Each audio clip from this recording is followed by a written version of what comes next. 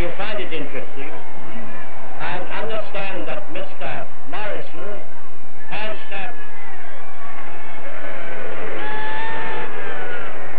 Once again, Churchill was out of step.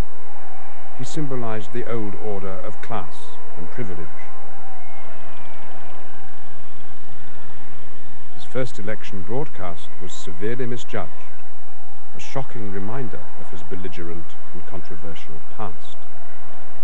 I declare to you from the bottom of my heart that no socialist system can be established without a political police. They would have to fall back on some form of Gestapo, no doubt very humanely directed in the first instance.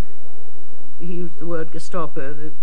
When my mother begged him to take the phrase out, and he wouldn't, as he said afterwards, "You're perfectly right." But I think it was all part of my father adjusting again to party politics. I mean, he really hadn't thought about them. And he did find it, I suppose temporarily he'd lost his touch, you know. Here is the state of parties up to 3 o'clock in detail. Conservatives, 180. Labour, 364. Labour won by a landslide. When Clementine suggested it may well be a blessing in disguise, Churchill replied, "At the moment it seems quite effectively disguised." We in the office didn't anticipate at all that he would not be leading us still when the war ended. He was sitting there and he suddenly said to me, I wanted, and then he stopped. And I knew what he meant. He wanted to lead the peace as he had led the war. But now he couldn't. And I know it was a bitter, bitter hurt. He said, "Will you come in, Mr. Kinner?" And he started reminiscing. And then he began to look very, very sad. And there was a pause. He said, "And now the British people don't want me anymore." And tears were rolling down his cheeks, and mine too. I've never seen anyone so broken-hearted. I mean, it didn't occur to him. It happened.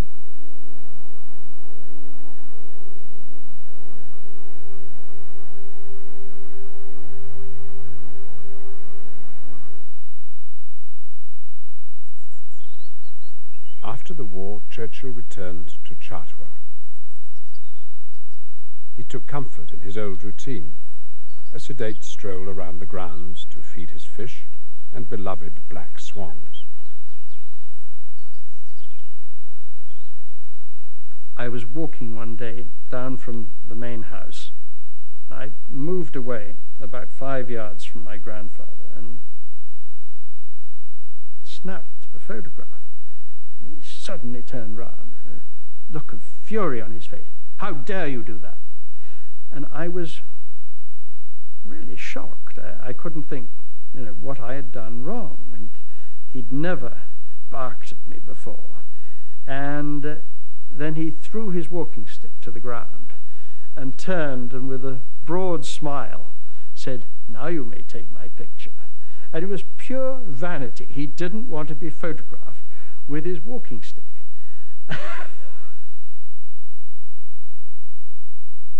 At 75, Churchill's political ambition still burned.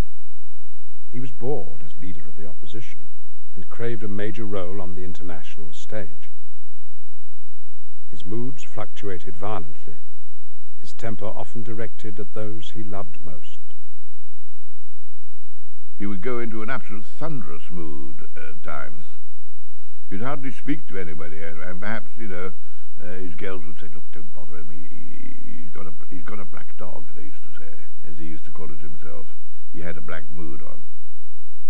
I think the most disturbing factor, I'm afraid, was usually when Randolph came. He could not seem to stay away from from upsetting his father. And the old boy would, be in a black mood for 2 days afterwards. Every road through life is a long, long road filled with joys and sorrows too. To escape from his black dog, Churchill threw himself into writing his war memoirs.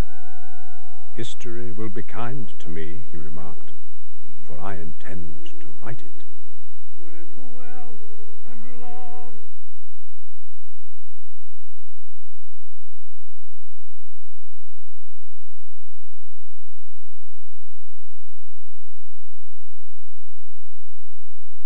through 4, 5, and 6, because he had this premonition that the government couldn't last and that one day he would be Prime Minister again.